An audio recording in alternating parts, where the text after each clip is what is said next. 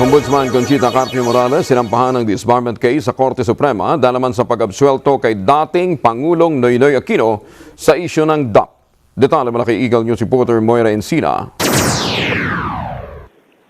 Ipinagharap ng disbarment complaint sa Korte Suprema si Ombudsman Conchita Carpio Morales dahil sa pag-absuelto kay dating Pangulong Noynoy Aquino sa kontrobersyal na Disbursement Acceleration Program o DAP.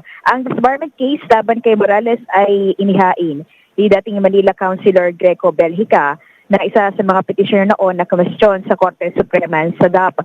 Ayon kay Belhica, nilabag ni Morales ang lawyer's oath at canon of professional responsibility nang aprubahan nito ang resolusyon na nag-aabsuelto kay Aquino sa kasong technical malversation, usurpation of legislative powers at katulian kaugnay sa issue ng DAP. Dahil ayon sa ginawa ni Morales ay pinagkaita nito ang sambayan ng Pilipino ng kanilang right to due process. Nabigurin niya ang ombudsman nagampanan ng tungkol nito na tiyaking maipapataw ang hustisya na paglabag sa Rule 6 ng Canon of Professional Responsibility.